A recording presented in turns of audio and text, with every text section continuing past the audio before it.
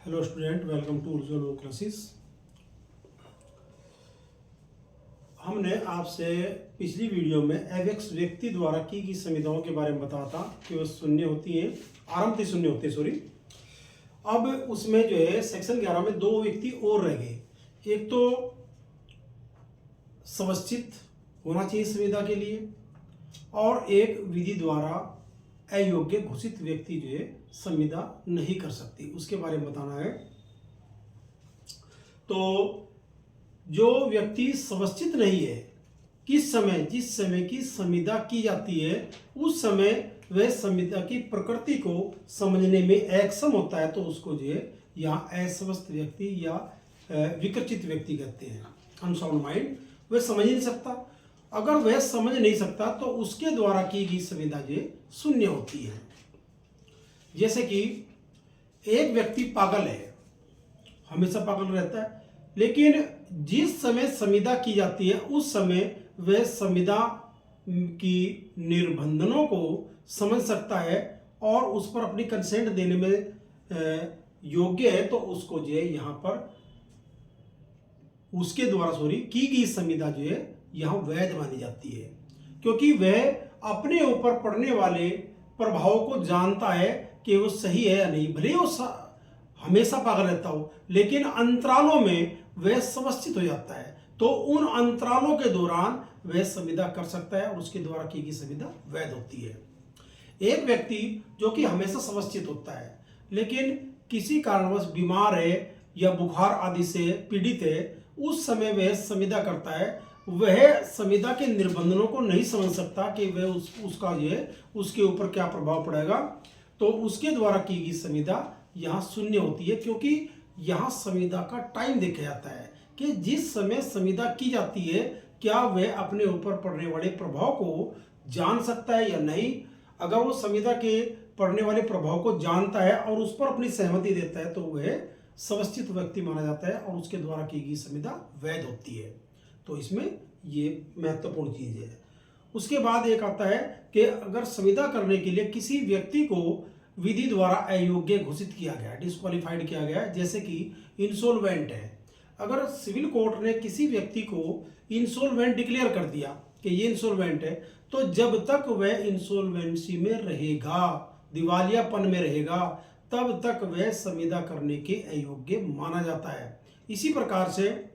जो व्यक्ति सजायाफ्ता कैदी है और वो जेल में बंद है, जब तक वह सजा के दौरान जेल में बंद रहता है तब तक संविदा करने के लिए विधि द्वारा अयोग्य घोषित किया जाता है। इसी प्रकार इंसॉल्वेंसी जैसे समाप्त होगी उसके बाद वो संविदा कर सके, सजा समाप्त होगी तो उसके बाद वो संविदा कर सके, लेकिन उस ड्यूरेशन में वह संविदा नहीं कर सकता। ये बात जो है धारा 11 में बताई गई है और इसका परिणाम व्यवस्थित व्यक्ति के बारे में बताया गया सेक्शन 12 के अंतर्गत। अब आते हैं अगली सेक्शन में, सेक्शन 13 सम्मति, क्योंकि सेक्शन 10 ये कहती है कि पक्षकारों के मध्य जो संविदा की जाती है वो स्वतंत्र सहमति से होनी चाहिए, यानी कि फ्री कंसेंट होनी चाहिए। तो पहले यहाँ सेक्शन 13 में करते हैं कि सहमति क्या है, उसके बाद हम सेक्शन 14 के अंदर पढ़ेंगे कि स्वतंत्र सहमति क्या होती है। तो सम्मति के अंतर्गत ये जब दो व्यक्ति यानी कि संविदा के दो पक्षकार जब एक ही बात में एक भाव में सहमत होते हैं तो उसको जो सब सहमति कहते हैं। एक ही बात पर एक ही भाव में सहमत होना ही सम्मति होती है। लेकिन संविदा के लिए तो फ्री कंसेंट होनी चाहिए। उसके लिए धारा 14 में बताया गया है कि फ्री कंसेंट पक्षकारों के मध्य तभी हो सकती है जबकि वे धारा 15 के अंतर्गत परपीड़न ना हो, धारा 16 के अंतर्गत असमय कसर ना हो, धारा 17 के अंतर्गत कपट ना हो और धारा 18 के अंतर्गत दुरुपदेशन ना हो, धारा 20, 21 और 22 के अंतर्गत वह भूल में न किया गया हो, तो वह फ्री कंसेंट होती है। अगर ऐसे 15, 16, 17, 18, 20, 21, 22 के अंतर्गत कोई संविदा नहीं की जाती तो फ्री कंसेंट मानी जाती है और वह संविदा जो है वैध मानी जाती है, इन्फोर्सेबल होती है। लेकिन 15, 16, 17, 18, 20, 21, 22 के अंतर्गत जो संविदा की जाती है, खासकर जो है 15, 16, 17, 18 कि उनके अंतर्गत अगर कोई संविदा की जाती है तो वह संविदा उस पक्षकार के विकल्प पर शून्य करनी होती है। जैसे कि किसी व्यक्ति ने किसी को प्रपीड़न किया, कपट किया, दुरुद्देशन किया, असमय कसर किया और उसके दौरान में कोई संविदा कर ली, कोई बैनामा करा लिया, कोई दान पत्र लिखवा लिया, कुछ भी इस प्रकार से संविदा कर ली, तो वहाँ पर जो है वह व्यक्ति जिसकी सम्मति इस प्रकार से प्राप्त की गई है, यानी फ्री कंसेंट नहीं है, तो वह जो है ये कह देगा भाई क्या नाम जो है वो या तो उसको शून्य करा होगा सेक्शन 19 या 19A के अंतर्गत, या फिर जो है वो कह देगा सम्मति दे देगा उस बात पर कि चलो छोड़ दो। समाज में, हमारे समाज में बहुत से ऐसे कार्य हैं जिसमें कि विधि से अनभिज्ञ लोग होते हैं, वे जो है यहाँ पर इसे कहते हैं चलो आपकी इसकी आस औलाद भुगतेगी। ऐसे बहुत से मामले होते हैं, जैसे कि किसी ने कपट द्वारा या समय कसर द्वारा या दुर्पदेशन द्वारा या पिरपीड़न द्वारा कोई संविदा करा ली, और संविदा कराने के बाद वो कमजोर व्यक्ति है और वो मुकदमा भी नहीं लड़ सकता, तो वहाँ पर या विधि का उसको ज्ञान नहीं है, तो कहते चल तेरी आस औलाद भुगतेगी, ऐसा सम्मति भी दे सकता है। ठीक है, तो संविदा वैध बनी रहेगी। लेकिन अगर वो कोर्ट में आता है और साबित करता है कि मेरी सम्मति जो है प्रपीड़न द्वारा, कपट द्वारा या असमय कसर द्वारा या जो है दुरुपदेशन द्वारा प्राप्त की गई है, तो ऐसी संविदा शून्य करनी होती है, और वह जो है सेक्शन 19 और 19A के अंतर्गत जो है उसको शून्य करा सकता है, यानी कि विधि द्वारा अपरिवर्तनीय संविदा करा सकता है। शून्य करा देगा तो विधि द्वारा अपरिवर्तनीय हो जाएगी। ठीक है जी, तो इसमें सबसे पहले पढ़ते हैं हम यहाँ पर सेक्शन 14 का नाम आपका 15 है। 15 में जो है यहाँ परपीड़न के बारे में बताया गया कि परपीड़न किस प्रकार से होता है। परपीड़न दो प्रकार से हो सकता है, यानी कि एक पक्षकार ने दूसरे पक्षकार की सम्मति या दूसरे पक्षकार के साथ इस प्रकार से ऐसा कार्य किया जो भारतीय दंड संहिता द्वारा वर्जित कोई कार्य है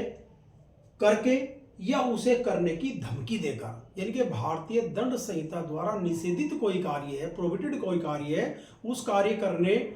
करके या करने की धमकी द्वारा सम्मति प्राप्त की है, या अवैध रूप से किसी संपत्ति को रोक कर या रोके रखने की धमकी देकर जो है ऐसी संविदा की गई है, तो वहां ऐसी संविदा उस पक्षकार जिसको की धमकी दी गई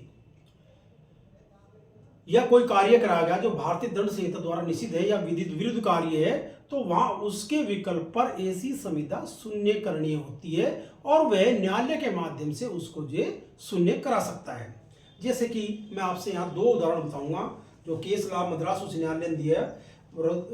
एक केस है रंगनाथ कम्मा वर्षित अरवर शेट्टी, मद्रास उच्च न्यायालय के केस है। इसमें जो है एक स्त्री का पति जो है एक्सपायर हो गया, उसकी मृत्यु होगी, और उसके संबंधियों ने उस मृत व्यक्ति का अंतिम संस्कार नहीं करने दिया, और ये कहा उसकी पत्नी से जब तक कि हम संबंधियों में से किसी बालक को आप गोद नहीं लेंगी तब तक हम तुम्हारे पति का अंतिम संस्कार नहीं करने देंगे। और इस पे मजबूर हो गए, क्योंकि प्रपीड़न किया, मजबूर हो गए, उसने जो है एक बच्चे को गोद ले लिया अपने संबंधियों में से, तो वहां पर उसका अंतिम संस्कार होगा। उसके बाद जो उस महिला ने न्यायालय में प्रपीड़न के आधार पर दत्तक ग्रहण को जो है शून्य घोषित कराने के लिए वाद संस्थित किया, तो न्यायालय ने कहा कि ये प्रपीड़न था और इसे गोदनामे को शून्य घोषित कर दिया। इसी प्रकार दूसरा केस है चिक्कम अम्मी राजू वर्षी चिक्कम से सम्मा, ये भी मद्रास उच्च न्यायालय केस है। इस केस में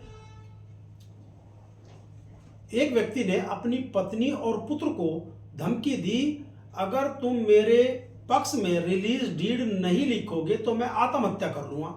और इससे घबरा के उसकी पत्नी और पुत्र ने जो उसके पक्ष में सम्मोचन डीड यानी कि एक रिलीज डीड निष्पादित कर दी। तो वहां ऐसी, क्योंकि आत्महत्या जो है भारतीय दंड संहिता के अंतर्गत जो आत्महत्या की धमकी देना अपराध है, तो यहाँ पर उस सम्मोचन डीड को, सम्मोचन पत्र या रिलीज डीड को जो है शून्य घोषित करा दिया गया, क्योंकि वहां धमकी जो है भारतीय दंड संहिता के अंतर्गत जो आत्महत्या की धमकी के अंतर्गत की गई थी। अब यहाँ आता है कि हड़ताल की धमकी द्वारा अगर मजदूर, किसी मिल के मजदूर जो है अपना बोनस बढ़ाने के लिए, अपनी सैलरी बढ़ाने के लिए हड़ताल करते हैं कि धमकी देते हैं, और वहाँ पर जो है वह इस धमकी के कारण जो है बोनस बढ़ा देता है, आदि कर देता है, क्या वह सेक्शन 15 के अंतर्गत प्रपीड़न माने जाएगा? तो इसका उत्तर है नहीं माने जाएगा। अब यहाँ पर आता है कि प्रपीड़न जिस व्यक्ति का किया गया है वह इस बात को सिद्ध करे, साबित करे कोर्ट में कि मेरा प्रपीड़न किया गया था और इस प्रपीड़न के अंतर्गत ही मुझसे ये संविदा कराई गई है, तो उसके पर ही बर्डन ऑफ प्रूफ होता है, वह साबित करेगा। अब होता है सेक्शन 16 के अंदर असमक असर, अनड्यू इन्फ्लुएंस। किसी पर जो है इस प्रकार का असर डालना, असर कहाँ डाला जाता है? जहाँ की वैश्वासिक संबंध होते हैं। एक पक्षकार दूसरे पक्षकार की इच्छा को अधिशासित करने की स्थिति में होता है, तो वहां पर, और या कोई बीमार व्यक्ति है, मानसिक रुग्णता के कारण है, या अन्यथा शारीरिक या पीड़ा के कारण वो क्या नाम जो है अपने आपको दबाव में महसूस करता है दूसरे पक्षकार के, जिसकी कि उस पर जो है इच्छा उसको अधिशासित करने की होती है। तो यहाँ एक पक्षकार जब दूसरे पक्षकार की इच्छा को अधिशासित करने की स्थिति में होता है और उनके जो संबंध होते हैं वो वैश्वासिक होते हैं, फिड्यूशियरी रिलेशनशिप होती है, वहाँ पर ही एक मामला बनते हैं। जैसा कि वकील और मुवक्किल के मध्य वैश्वासिक संबंध है, पिता और पुत्र के मध्य वैश्वासिक संबंध है, पुत्र और यहाँ पर डॉक्टर और मुवक्किल के मध्य, गुरु और शिष्य के मध्य, आध्यात्मिक गुरु और शिष्य के मध्य, इस प्रकार के जो संबंध होते हैं, आदि आदि संबंध होते हैं, ये वैश्वासिक संबंध होते हैं। अगर इसमें जो है वकील ने अपने मुवक्किल से, डॉक्टर ने अपने मरीज से, या पिता ने अपने पुत्र से, या गुरु ने अपने शिष्य से कोई इस प्रकार का दान पत्र या कि कोई अन्य डीड या कोई भी अन्य संविदा करा ली, तो वहाँ दूसरा पक्षकार, ऐसा मरीज, ऐसा मुवक्किल, ऐसा पुत्र और ऐसा शिष्य ये कहता है कि मुझसे जो दान पत्र कराया गया या बयानामा कराया गया या आदि आदि कोई भी डीड कराएगी, कोई संविदा कराएगी,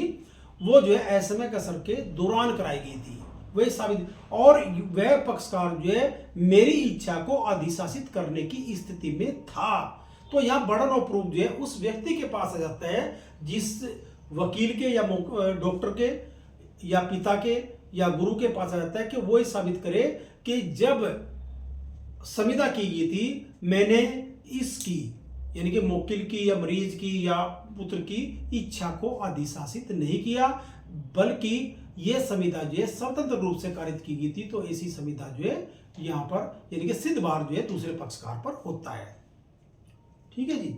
इसी के में एक केस है मन्नू सिंह बनाम उमादत्त पांडे। इसमें जो है आध्यात्मिक गुरु ने अपने शिष्य से उसकी शिष्य की संपत्ति सभी दान ले ली, और फिर शिष्य ने जो बाद में कहा कि यहाँ पर गुरु ने मेरे ऊपर जो है वैश्वासिक संबंध के अंतर्गत जो है मेरी इच्छा को अधिशासित किया और एक दान विलेख जो है मुझसे निष्पादित करे जो मेरी संपत्ति का था। तो वहाँ कोर्ट में बर्डन ऑफ प्रूफ जो है वहाँ आध्यात्मिक गुरु पे था कि वो साबित करे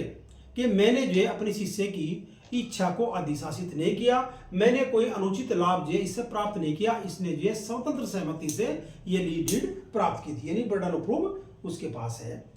आध्यात्मिक गुरु के।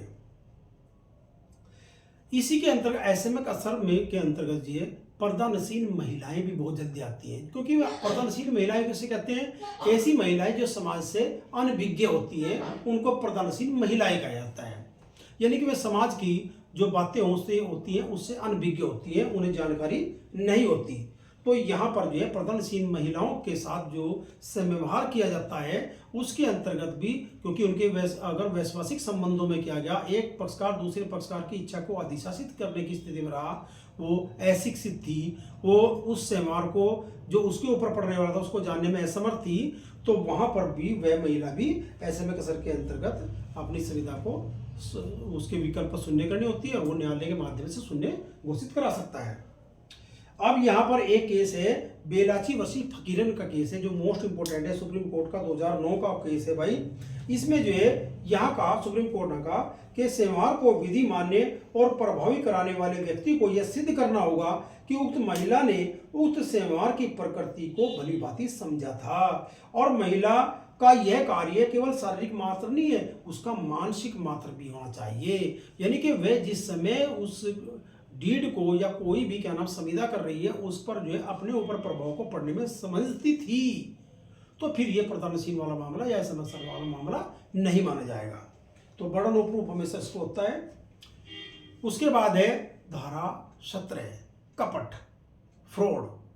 इसमें जो है यहाँ पर एक पक्षकार दूसरे पक्षकार से असत्य कथन करता है और दूसरा पक्षकार उसके सक्रिय विश्वास पर विश्वास करता है। और क्या यहाँ पर जो है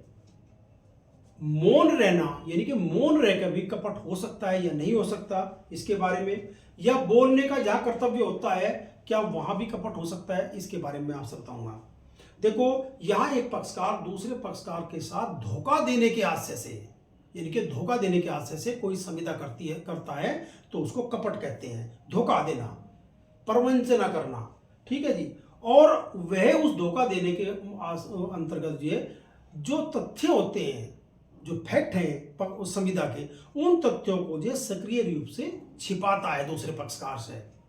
तो वह जो कपट के अंतर्गत आता है। स्पष्टीकरण यहाँ पर सेक्शन 17 का स्पष्टीकरण है कि मौन रहना भी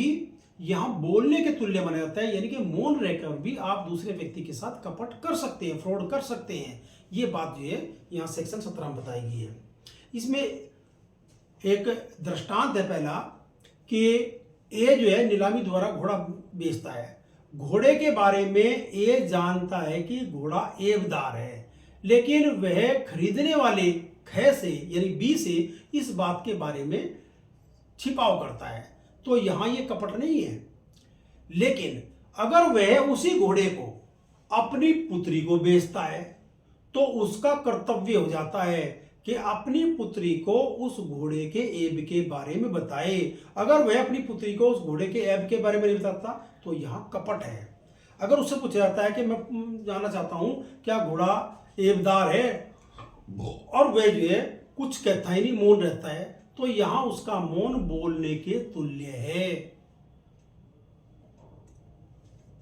तो यहां पर बोलने कर्तव्य होना चाहिए। और जब वैश्वासिक संबंध के अंतर्गत आप कोई संविदा करते हैं और उसमें जो है किसी तथ्य को आप सक्रिय रूप से छुपाते हैं तो वह कपट माना जाएगा, ये बताया गया है। और वैश्वासिक संबंध किसमें होते हैं, जैसा मैंने आपसे पिछली धारा में बताया, पिता पुत्र का संबंध, माता पुत्र का संबंध, वकील मौकिल का संबंध, न्यासी और हिताधिकारी का संबंध, डॉक्टर और मरीज का संबंध आदि के संबंध जो है यहाँ पर वैश्वासिक संबंध होते हैं। और उनमें अगर आप किसी चीज को छुपाते हैं तो वह कपट होगा। सेक्शन 18 कहते हैं दुरुपदेशन, मिस एप्रोप्रिएशन, यानी कि एक व्यक्ति किसी चीज के बारे में पूरा जोर लगा करता है कि यह बात इस प्रकार से है और संविदा करने के लिए दूसरे पक्षकार को उत्प्रेरित करता है। वास्तव में वह उस तथ्य के बारे में कुछ भी नहीं जानता, लेकिन जोर लगा कर कि यह बात बिल्कुल सही है, आप संविदा करो। और ये जैसा कि कोई व्यक्ति कहते हैं ये 100 बीघी जमीन जो है बी की है, वास्तव में उसने बी उस जमीन के बारे में असल बात पता ही नहीं है कि जमीन किसकी है किसकी नहीं, लेकिन वह जोर लगा कर कि बात इसी की है, तो यह दुरुपदेशन होता है। इसमें कपट का तत्व नहीं होता, क्योंकि वो कपट नहीं कर रहा, लेकिन एक झूठा बयान दे रहा जिसके बारे में उसकी सत्यता के बारे में समर्थन उसका नहीं है, वो जानता ही नहीं इसके बारे में सही, तो इसको मिस एप्रोप्रिएशन कहते हैं, दुरुपदेशन कहते हैं। और इसके आधार पर भी संविदा जो है शून्य करणीय होती है। दूसरा पक्षकार जो है सेक्शन 19 के अंतर्गत उसको शून्य करणीय करा सकता है, शून्य करा सकता है, सॉरी। अब देखो सेक्शन 15, सेक्शन 17, सेक्शन 18 के अंतर्गत जो संविदा होती है उनके क्या परिणाम होंगे ये बताया गया है। ये व्यक्ति जिनकी यानी कि वह पक्षकार जिसकी सम्मति परपीड़न के अंदर की गई, कपट के अंदर की गई, दुरुपदेशन के अंदर की गई, तो वो व्यक्ति जो है सेक्शन 19 के अंतर्गत यहाँ सिविल कोर्ट में दावा दायर करके और उस चीज को दिखाएगा जो भी इनके सेक्शन को जिसके अंतर्गत संविदा की गई उस संविदा को शून्य करा सकता है, क्योंकि शून्य करनी होती है संविदा, वाइडेबल होती है, तो इसको वाइड डिक्लेयर कर सकता है। लेकिन कब तक, ये ध्यान योग्य बात है कि ये संपत्ति मानो ए ने बी के साथ कोई संविदा परपीड़न द्वारा की, तो परपीड़न द्वारा जो की गई और बी को इस बात की जानकारी होगी कि मेरी जो अनुमति ली गई थी, मेरी सम्मति ली गई थी, वह जो प्रपीड़न द्वारा कराई गई थी। तो यहाँ बी को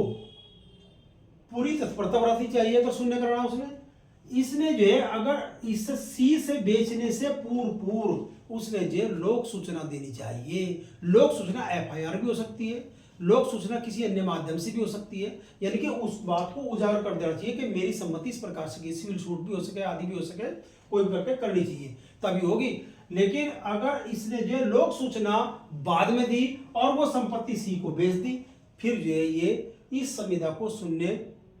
नहीं करा सकता, क्योंकि इसने तत्परता बरतनी पड़ेगी। इसी प्रकार से जिसकी सहमति सेक्शन 16 के अंतर्गत प्राप्त की गई है, एसएमए के सर द्वारा प्राप्त की गई, तो उसने भी पूर्ण तत्परता से सेक्शन 19A के अंतर्गत संविदा को, जो शून्य करने संविदा थी, उसको शून्य कराने के लिए कदम उठाना चाहिए, तभी वह शून्य होगी। ठीक है भाई, तो इसके बारे में मैंने ब्रीफली आपसे बताया है, और इसको जो है आप ध्यान सुनना और मेरी वीडियो जो है निरंतर देखते रहना और लाइक एंड सब्सक्राइब जरूर करना, जिससे मैं प्रोत्साहित होता रहूँ। धन्यवाद।